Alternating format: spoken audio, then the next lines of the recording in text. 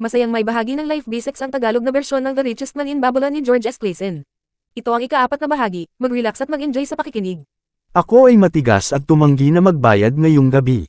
Kinabukasan bago ako magising, nagbukas ang mga pintuan ng lungsod at 4 na mga mamimili ang nagmadali na lumabas upang maghanap ng mga kawan.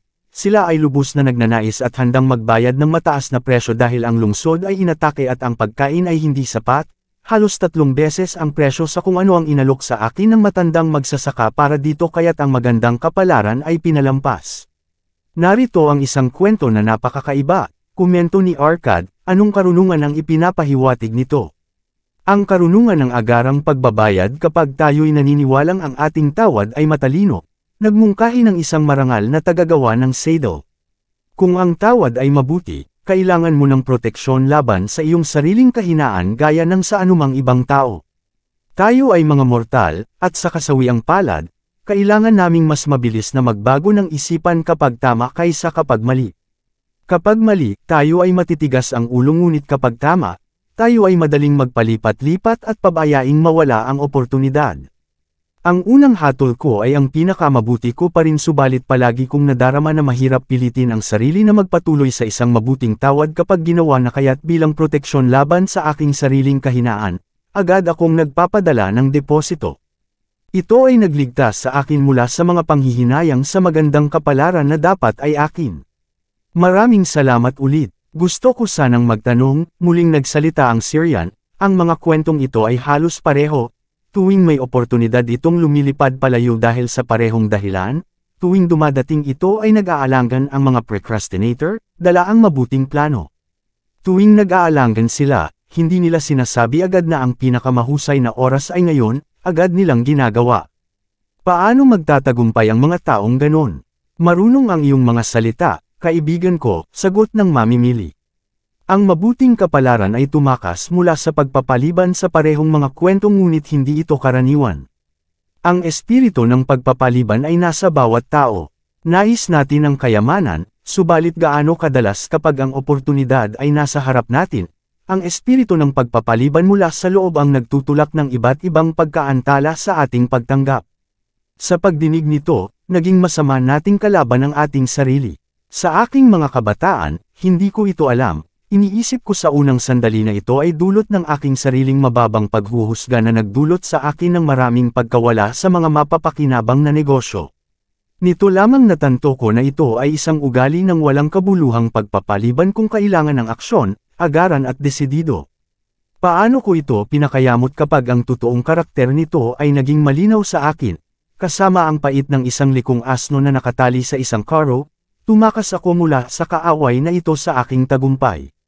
Maraming salamat. Gusto kong magtanong sa iyo, mga ngalakal ang nagsasalita, magsuot ka ng magagandang kasuotan hindi tulad ng mga dukhang tao, nagsasalita ka na parang isang matagumpay na tao, sabihin mo sa amin, nakikinig ka ba ngayon kapag nagsasalita ang pagpapaliban sa iyong tenga tulad ng ating kaibigan na mamimili?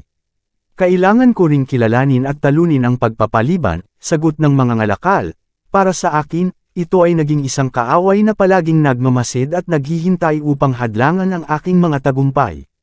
Ang kwento na aking ibinahagi ay isa lamang sa maraming katulad na pagkakataon na maipakita kung paano nito inalis ang aking mga oportunidad. Hindi ito mahirap talunin kapag nauunawaan, walang tao ang nagnanais na hayaang ang magnanakaw ay mangnakaw ng kanyang mga bodega ng bigas, o hayaang ang kaaway ay patakbuhin ang kanyang mga customer at nakawin ang kanyang mga kita. Kapag minsan ko nang natanto na ang ganitong mga gawain ay ginagawa ng aking kaaway na ito ng may determinasyon, ito ay aking nilupig. Kaya't bawat tao ay dapat na magapi ang kanyang sariling espiritu ng pagpapaliban bago niya maasahan ang pagbahagi sa mga kayamanan ng Babylonia. Ito ay tulad ng iyong sinasabi, aminin ni Arcad, sa buong buhay ko, nakatutok ako sa henerasyon na sinusundan ang henerasyon sa pamamagitan ng mga daanan ng kalakalan, siyensya at pag-aaral na nangunguna sa tagumpay sa buhay. Dumating ang mga pagkakataon sa lahat ng mga lalaking ito, ang ilan ay kumapit sa kanila at patuloy na gumalaw tungo sa pagbibigay kasiyahan sa kanilang pinakamalalim na pagnanais, ngunit ang karamihan ay nag-aalinlangan, nag-aatubiling at natatalo. Lumapit si Arcad sa tagagawa ng tela, sinabi mong magandang kapalaran, hayaan mo kaming marinig ang iyong pananaw sa bagay. Nakita ko ang mabuting kapalaran sa ibang perspektibo. Iniisip ko ito noon bilang isang bagay na pinakarap, na maaaring mangyari sa isang tao nang walang pagsisikap sa kanyang bahagi. Ngayon ay natanto ko na ang mga pangyayaring gaya nito ay hindi ang uri ng bagay na maaaring maakit ng isang tao sa kanyang sarili mula sa aming talakayan. Natuto ako. Upang magdulot ng mabuting kapalaran sa sarili, kailangan gamitin ang mga pagkakataon. Sa hinaharap, susubukan kong gamitin ng husto ang mga pagkakataong dumating sa akin. Maayos mong natanggap ang mga katotohanang inilabas sa ating diskusyon, tugon ni Arcad. Ang mabuting kapalaran ay madalas nasusundan ng pagkakataon ngunit bihirang dumadating ng iba. Ang ating kaibigang mga ngalakal ay sanay nakatagpo ng malaking mabuting kapalaran kung tinanggap lamang niya ang pagkakataon na ibinigay ng mabuting Diyosa sa kanya. Gayun din, ang ating kaibigang mamimili ay sanay nakaranas ng mabuting kapalaran kung tinapos niya ang pagbili ng kawan at ipinagbili sa napakagandang tubo. Nilunsad natin ang diskusyon na ito upang hanapin ang paraan kung paano maaakit ang mabuting kapalaran sa atin. Nararamdaman ko na natagpuan natin ang paraan. Ang mga kwento ay nagpapakita kung paano nasusunod ang mabuting kapalaran ng pagkakataon. Dito matatagpuan ang katotohanan na hindi mababago ng maraming magkatulad na kwento ng mabuting kapalaran. Ang katotohanan na ito, ang mabuting kapalaran ay maaaring maakit sa pamamagitan ng pagtanggap sa pagkakataon. Ang mga handang kumapit sa mga pagkakataong nagpapabuti sa kanila ay nag-aakit ng interes ng mabuting Diyosa. Siya ay laging nagmamalasakit sa mga taong nakakapagbigay saya sa kanya. Ang mga taong may aksyon ay pinapaboran ng Diyosa ng mabuting kapalaran. Kabanata 5. Ang 5 batas ng ginto, isang sako na mabigat sa ginto o isang tabletang luwad na may nakaukit na mga salita ng karunungan. Ikaw ang pipiliin sa maliwanag na ilaw mula sa apoy ng mga halamang desyerto. Ang mga mukha ng mga tagapakinig ay kumikislap sa interes. Ang ginto, ang mga korong 27. Si matandang Kalibab ay ngumiti ng may alam. Siya'y itinaas ang kanyang kamay. Dito, ang mga asong bukid sa labas. Sa gabi, sila'y umuungol at nangungulila dahil sa gutom. Ngunit pakainin mo sila at ano ang kanilang gagawin? Makikipag-away at magmamagaling, at magpapatuloy pa sa pagmamagaling ng walang iniisip sa darating na bukas na tiyak na darating. Ganito rin sa mga anak ng tao. Bigyan mo sila ng pagpipilian sa ginto at karunungan, ano ang gagawin nila? Hindi nila papansinin ang karunungan at susayangan ang ginto. Bukas, sila'y magsisikap dahil wala na silang ginto. Nakalaan ang ginto para sa mga taong nakakaalam ng mga batas nito at sumusunod dito. Itinabing mabuti ni Kalibab ang kanyang puting kasuotan sa kanyang payat na mga binti sapagkat may malamig na hangin na dumadaloy. Dahil sa iyong tapat na paglilingkod sa akin sa ating mahabang paglalakbay, dahil sa iyong maingat na pangangalaga sa aking mga kamelyo, dahil sa iyong walang pagrereklamo sa pagtawid sa mainit na buhangin ng desyerto, dahil sa iyong tapang sa pakikipaglaban sa mga magnanakaw na nagnanakaw ng aking kalakal, ipapaalam ko sa iyo ngayong gabi ang kwento ng 5 batas ng ginto, isang kwento na hindi mo pa naririnig dati. Makinig kang mabuti sa mga salita na aking sasabihin sapagkat kung mauunawaan mo ang kanilang kahulugan at susundan mo ang mga ito sa mga darating na araw, magkakaroon ka ng maraming ginto. Nagpahinga siya ng makabanggit sa isang maipagmamalaki sa isang kanapi ng asol. Ang mga bituin ay kumikislap ng malakas sa malinaw na langit ng Babylonia. Sa likod ng grupo, makikitid na mga tolda nila na maigsi ang mga hinigpitan laban sa posibleng mga bagyo ng disyerto. Sa tabi ng mga tolda, maayos na nakalatag ang mga balto ng kalakal na nababalutan ng balat. Malapit sa mga tolda, ang kawan ng mga kamelyo ay nakalatag sa buhangin. May mga kumakain sa kanilang mga mapanlikha, samantalang may mga natutulog na ang iba sa kaguluhan. Nasabi mo sa amin ang maraming mabubuting kwento, sabi ni Kalibab, ang pangunahing tagapag-ayos. Tinatanaw namin ang iyong karunungan upang gabayan kami bukas sa aming paglilingkod sa iyo. Ipinamalas mo na sa amin ang iyong mga pakikipagsapalaran sa mga kakaibang at malalayong lupain, ngunit ngayong gabi, aking ipapamalas sa iyo ang karunungan ni Arcad, ang matalinong mayamang tao. Marami na kaming narinig tungkol sa kanya. Ipinapayo ko na kilalanin mo siya, sapagkat siya ang pinakamayamang tao na nagkaroon kailanman sa Babylonia. Siya ang pinakamayamang tao dahil sa kanyang karunungan sa mga paraan ng ginto na kailanman ay wala pang ibang tao na nagawa bago siya. Sa gabing ito, sasabihin ko sa iyo ang kanyang kahangahangang karunungan tulad ng isinalaysay sa akin ni Mercer, ang kanyang anak. Maraming taon na ang nakalilipas sa Nineveh, noong ako ay bata pa. Nagsagawa ang aking amo at ako ng mahabang panahon sa gabi sa palasyo ni Mercer. Tinulungan ko ang aking amo na dalhin ang mga dakilang bantan ng magagandang alpombra. Bawat isa ay susubukan ni Mercer hanggang sa maipahiwatig niya ang kanyang pagpili ng mga kulay. Sa wakas, siya ay labis na natuwa at inutusan kaming umupo kasama niya at uminom ng isang bihirang uri ng alak, mabango sa ilong at napakainit sa sikmura, na hindi sanay sa ganitong inumin. At noon nga, ipinahayag niya sa amin ang kwentong ito tungkol sa kahangahangang karunungan ng kanyang ama, tulad ng aking ipapahayag sa iyo ngayon sa Babylonia. Alam mo na sa kaugalian, gaya ng alam mo na ang mga anak ng mga mayaman ay nananatili sa kanilang mga magulang sa inaasahan na magmana ng ari-arian. Hindi sumang-ayon si Arkad sa kaugaliang ito. Sa makatuwid, nang makamit ni Mercer ang yaman ng kanyang ama, inutos niya sa binata at sinabihan, "Anak, nais ko na magtagumpay ka sa aking ari-arian. Ngunit kailangan mo munang patunayan na ikaw ay karapat-dapat na matalino itong pamahalaan. Kaya nais kong lumabas ka sa mundo at ipakita ang iyong kakayahan na mag-ambag ng ginto at gawing respetado ang iyong sarili sa gitna ng mga tao. Upang magsimula ka ng mabuti, bibigyan kita ng dalawang bagay na hindi ibinigay sa akin nung ako ay nagsimula bilang isang dukhang kabataan na nagsikap na itayo ang aking kayamanan. Una, ibibigay ko sa iyo ang sako ng ginto. Kung gagamitin mo ito ng matalino, ito ay magiging batayan ng iyong tagumpay sa hinaharap. Pangalawa, ibibigay ko sa iyo ang tableta ng luwad kung saan nakaukit ang 5 batas ng ginto. Kung bibigyan mo lamang ito ng interpretasyon sa iyong mga gawa, magdudulot ito ng kagalingan at seguridad 10 taon mula ngayon. Bumalik ka sa bahay ng iyong ama at magbigay ng account sa iyong sarili. Kung patunayang karapat-dapat ka, gagawin kitang tagapagmana ng aking ari-arian. Kung hindi, ibibigay ko ito sa mga pari upang ipagpalit mula sa aking kaluluwa." Ang maamong pag-aalaga ng mga Diyos ay hindi pinalad si Mercer na lumabas upang maghanap ng kanyang sariling landas, dala ang kanyang supot ng ginto, ang tablet ng luwad na maingat na balot sa basang tela, ang kanyang aliping lalaki at ang mga kabayo na kanilang sinakyan. Lumipas ang 10 taon at walang Mercer na, tulad ng napagkasundoan, bumalik sa bahay ng kanyang ama. Naghanda ang ama ng isang malaking piging sa kanyang karangalan at inanyayahan ang maraming kaibigan at mga kamag-anak. Pagkatapos ng piging, umakyat ang ama at ina sa kanilang mga upuan na katulad ng trono sa isang tabi ng malaking hiyas na dambana at walang Mercer ang tumayo sa harap nila upang magbigay ng kanyang kwento, tulad ng ipinangako niya sa kanyang ama. Gabi na, mahirap makita sa usok mula sa mga sindi ng mga oil lamp na nagbigay lamang ng kaunting ilaw. Ang mga aliping nakaputing mga jacket at kan-iko ay nag-eepekto ng malakas na hangin sa pamamagitan ng mahahabang tangkay ng mga dahon ng palmera. Ang dignidad ay bumuhay sa tanawin, ang asawa ng walang Mercer at ang kanyang 2 batang anak na lalaki kasama ang mga kaibigan at iba pang mga kasapi ng pamilya ay umupo sa mga kutson sa likuran niya, mga handang makinig. "Ang aking ama, simula niya ng may paggalang, aaminin ko ang iyong karunungan.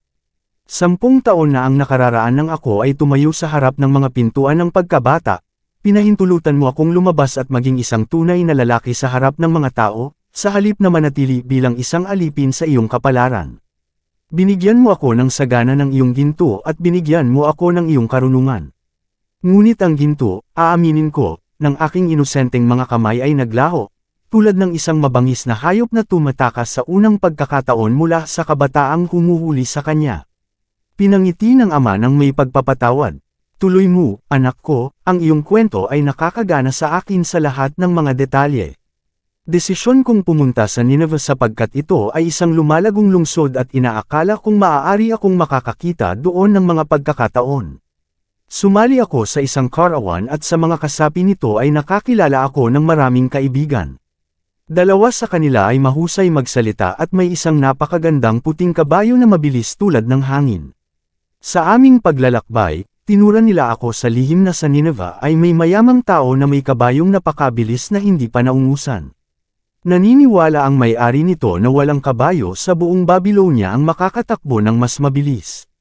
Kaya naman handa siyang magtaya ng anumang halaga, kahit gaano kalaki, na kayang talunin ng kanyang kabayo ang anumang kabayo sa buong Babylonia.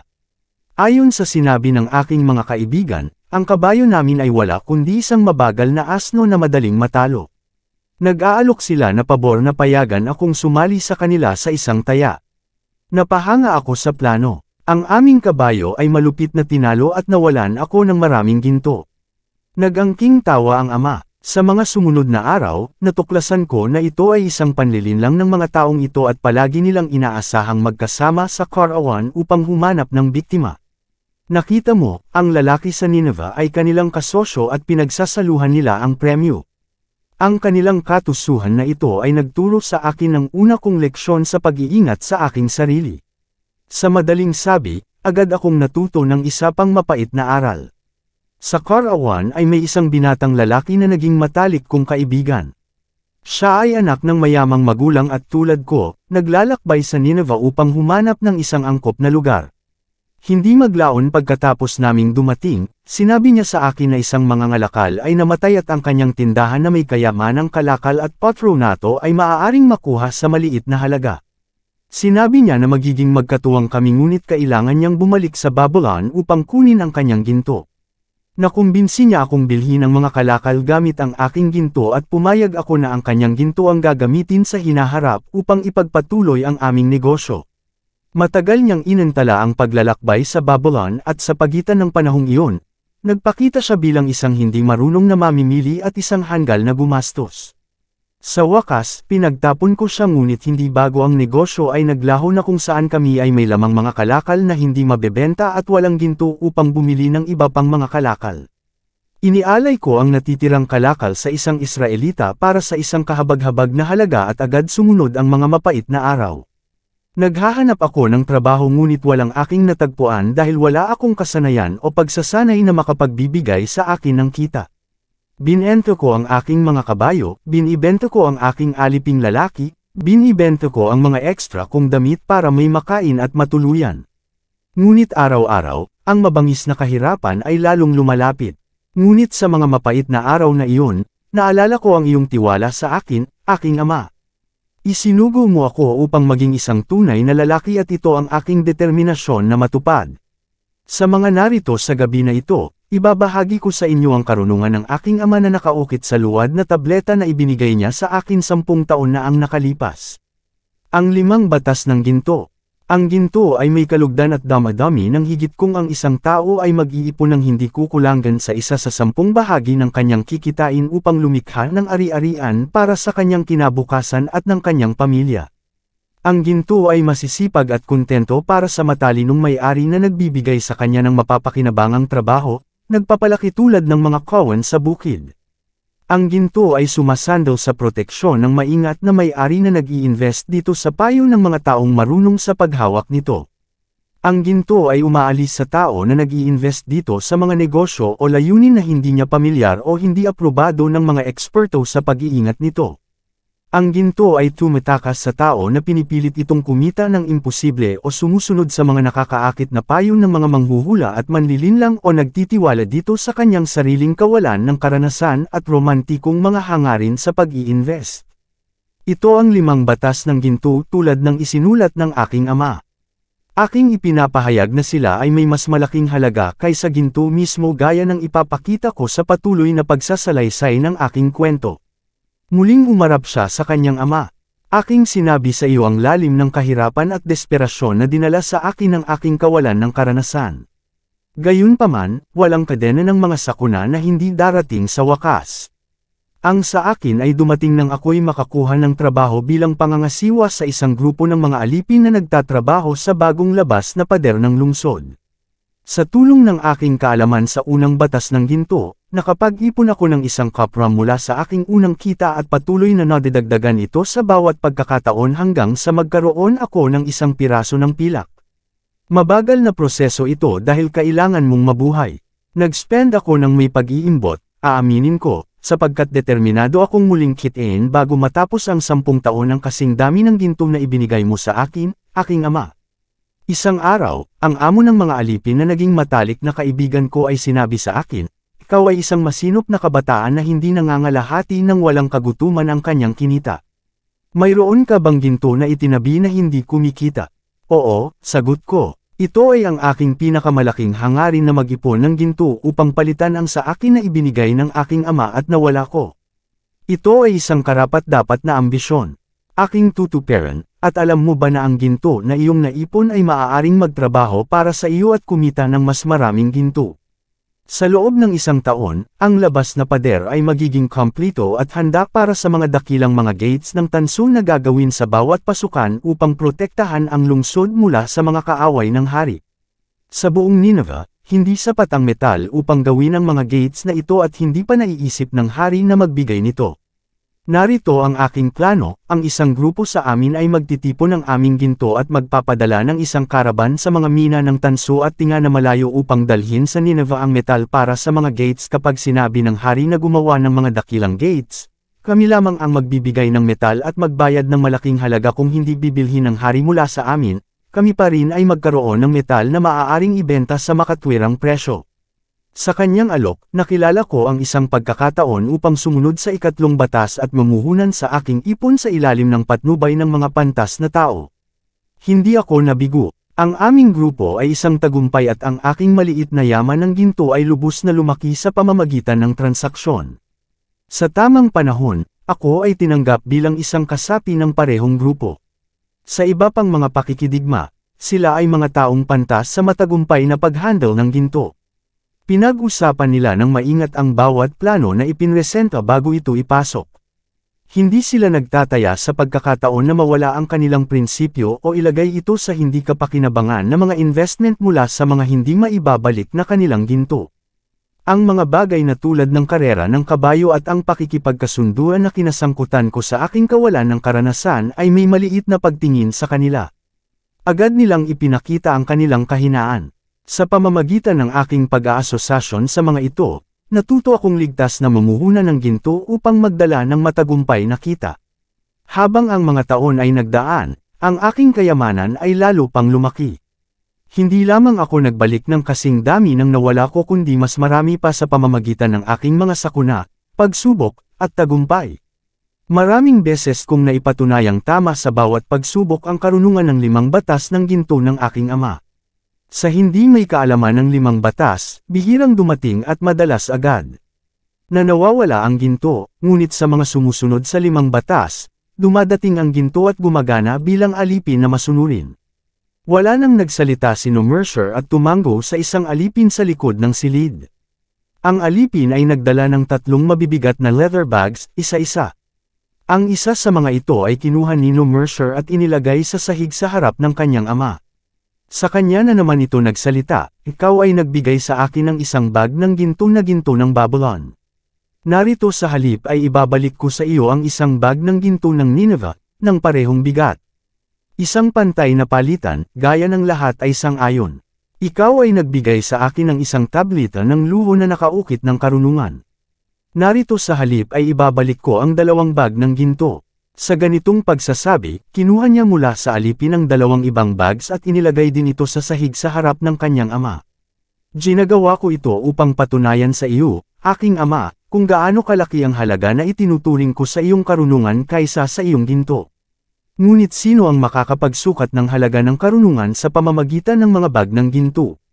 Nang walang karunungan, ang ginto ay madaling mawala sa mga taong mayroon nito ngunit sa karunungan, ang ginto ay maaaring maipon ng mga taong wala nito, gaya ng patunay ng 3 bags ng ginto na ito. Ito nga ay nagbibigay sa akin ng pinakamalalim na kasiyahan, aking ama, na humarap sa iyo at sabihin dahil sa iyong karunungan, ako ay naging mayaman at iginagalang sa harap ng mga tao. Inilagay ng ama ang kanyang kamay ng may pagmamahal sa ulo ni Mercer. Ikaw ay nag-aral ng mabuti ang iyong mga leksyon at talagang maswerte ako na mayroon akong isang anak na aking maipagkakatiwalaan ang aking kayamanan. Huminto si Kaladab sa kanyang kwento at masusing tiningnan ng kanyang mga tagapakinig. Ano ang ibig sabihin? Sa iyo, ang kwentong ito ng walang panghihinang Mercer ay ipinagpatuloy niya. Sino sa inyo ang makapagpapaliwanag sa iyong ama o sa ama ng iyong asawa at magbibigay ng ulat tungkol sa marunong na paghawak ng kanyang kinita? Ano kaya ang iisipin ng mga marurunong na ito kung sasabihin mo, napalibutan na ako ng maraming lugar, natuto ng marami, at nagtrabaho ng husto at kumita ng malaki, ngunit sa kasamaang palad, kaunti lang ang aking ginto.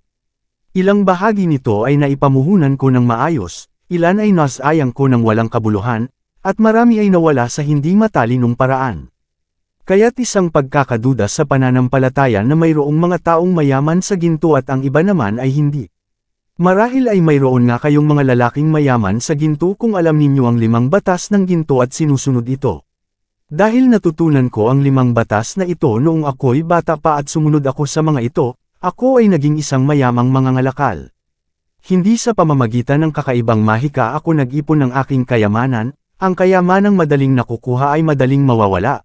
Ang kayamanang nananatili upang magbigay ng kasiyahan at kasiyahan sa may-ari nito ay unti-unting dumadating dahil ito ay isang bunga ng kaalaman at matibay na layunin na kumita. Ang pagkakaroon ng kayamanan ay isang magaan na pasanin lamang para sa isang mapanuri at may bagay na tao. Ang patuloy na pagbuhat ng pasanin taon-taon ay nagagawa ang pangwakas na layunin.